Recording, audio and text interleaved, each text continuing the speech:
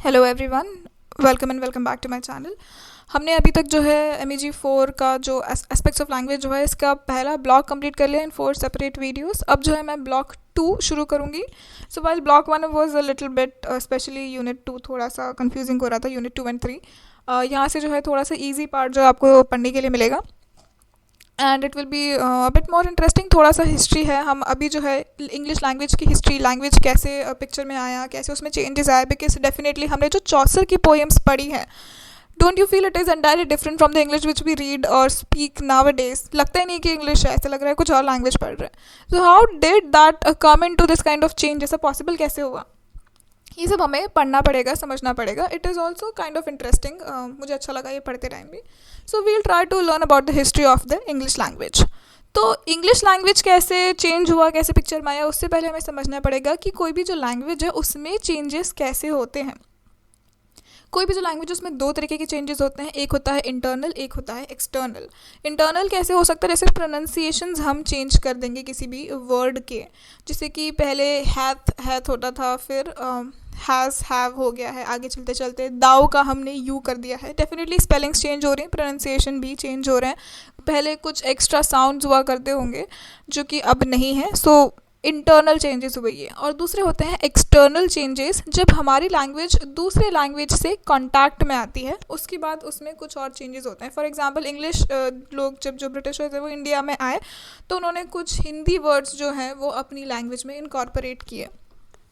तो ये कैसा चेंज हुआ मेरा, एक्सटर्नल चेंज। हम नए वर्ड्स को अपने इसमें लेते हैं, या फिर जैसे कि कहते हैं ना कि हिंदी में होता है भ्राता, भ्राता का क्या हो गया, ब्रदर, या फिर माता का क्या हो गया, mother. So these kind of changes this language it will acquire because वो दूसरी लैंग्वेज से मिल रही है।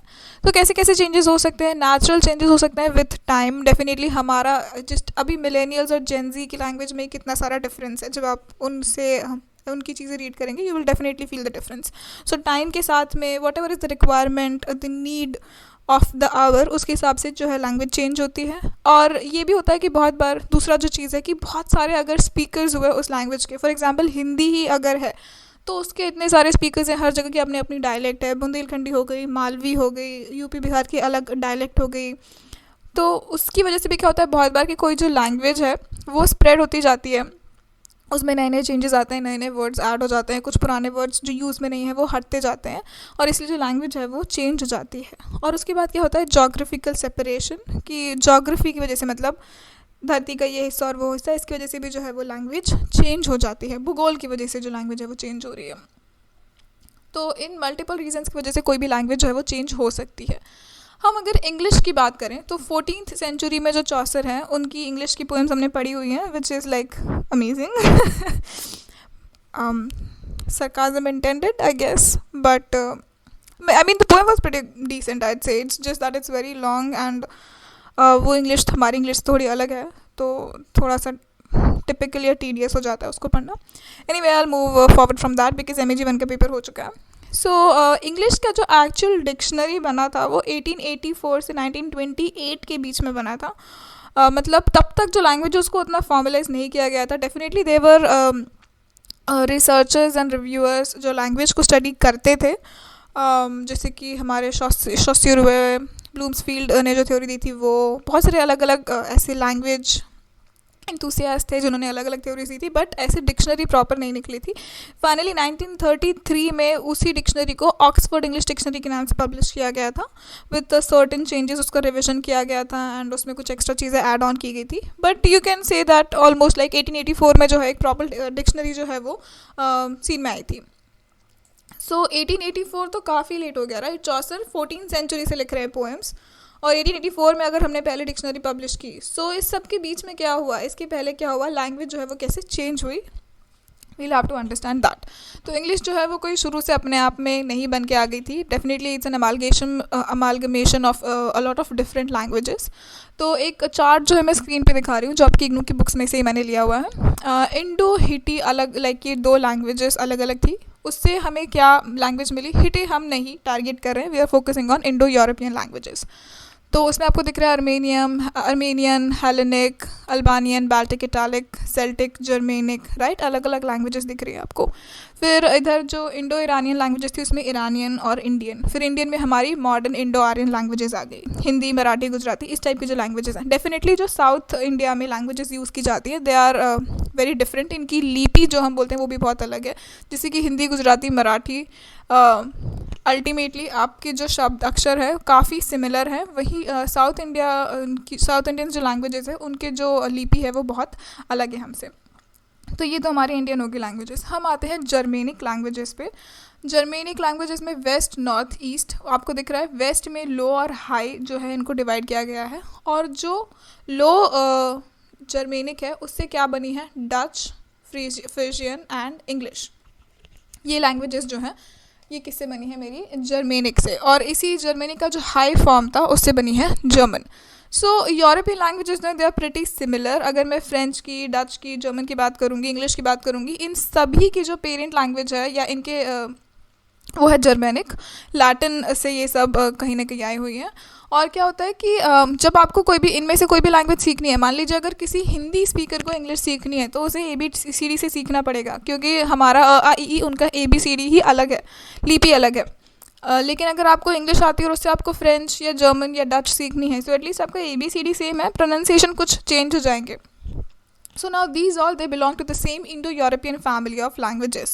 That is the languages which show some common features. They have shared properties and are said to belong to the same family.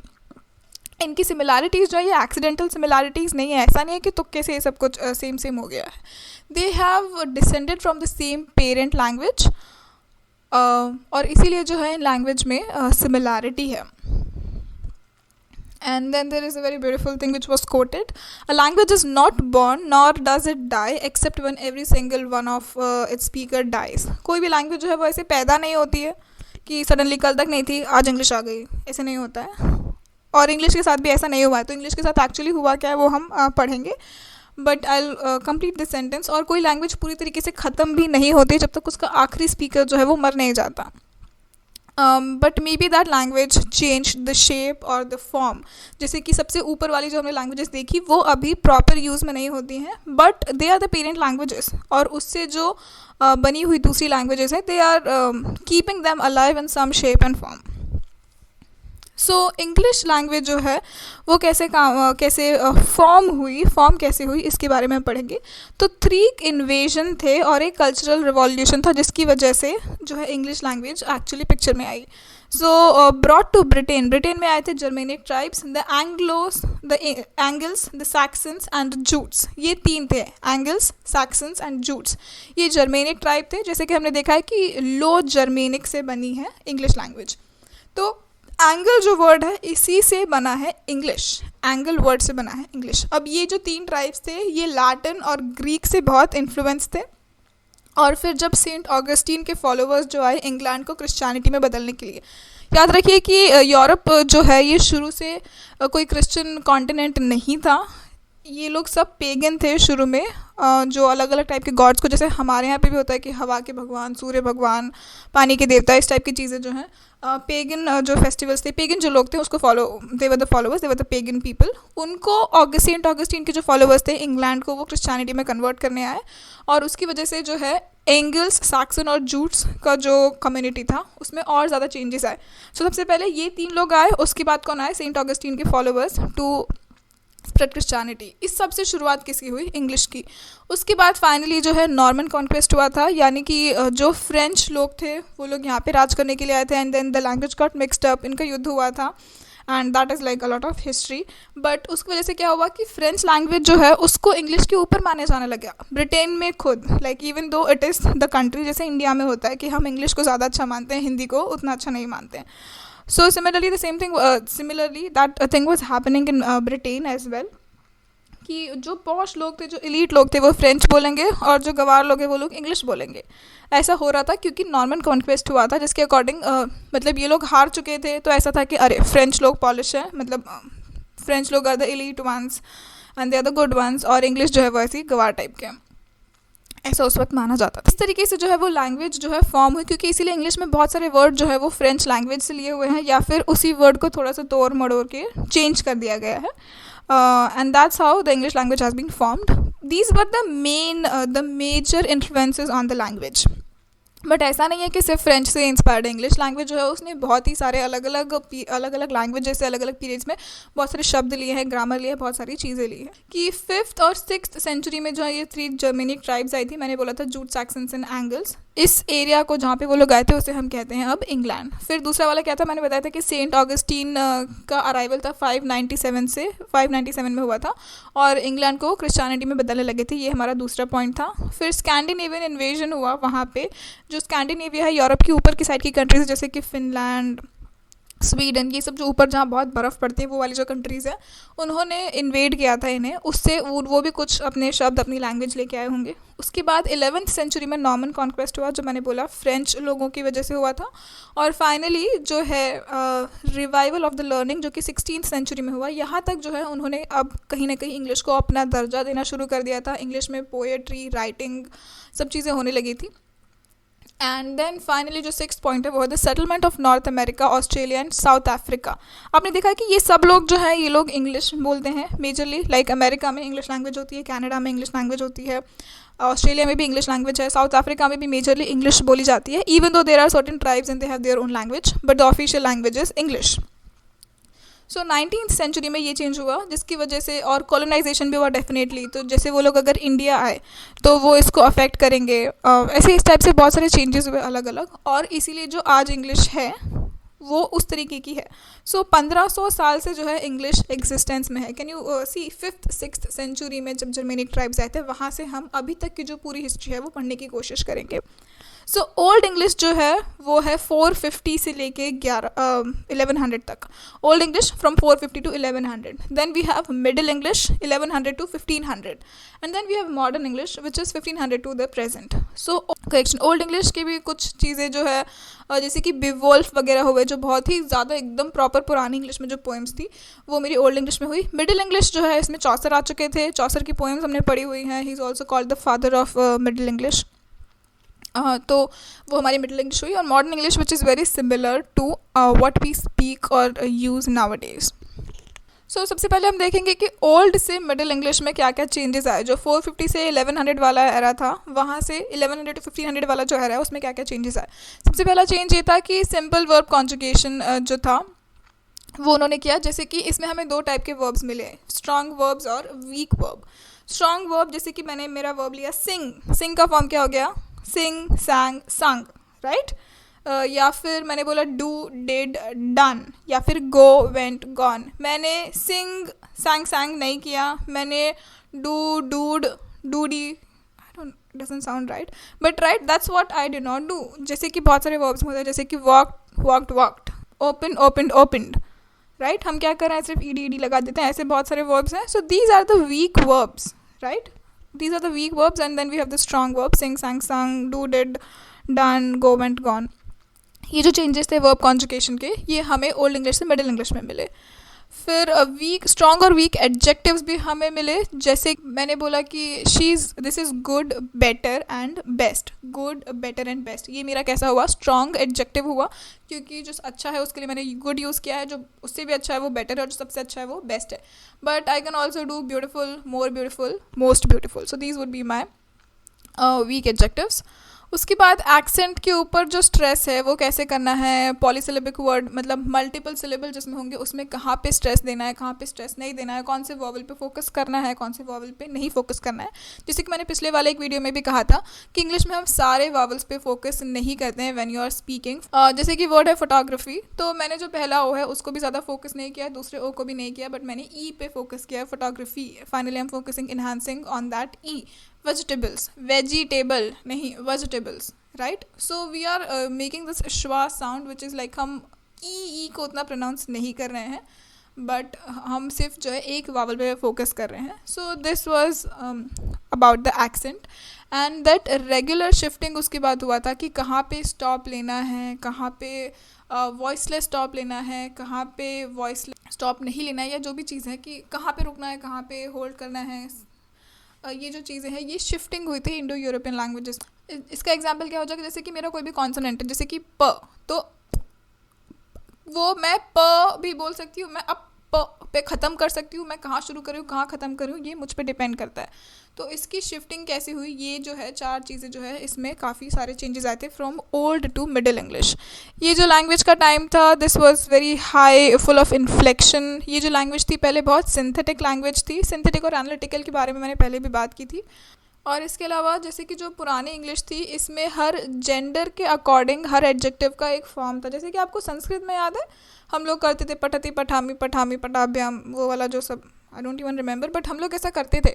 सो अगर कोई singular masculine है तो उसका एडजेक्टिव अलग होगा, अगर कोई सिंगुलर फेमिनिन है उसका एडजेक्टिव अलग होगा, फिर 2 मैस्कुलिन के लिए अलग एडजेक्टिव, 2 फेमिनिन के लिए अलग एडजेक्टिव, फिर प्लूरल मैस्कुलिन के लिए अलग एडजेक्टिव, प्लूरल फेमिनिन के लिए अलग एडजेक्टिव, न्यूट्रल के लिए अलग एडजेक्टिव। सो दे वर सेपरेट जेंडर्स, 3 जेंडर्स है, मैस्कुलिन फेमिनिन एंड न्यूट्रल। और इसी के साथ ही जो सिंगुलर डबल एंड प्लूरल के लिए अलग अलग एडजेक्टिव्स जो थे पहले के इंग्लिश में होते थे, अब वो जो है वो चेंज हो चुके हैं।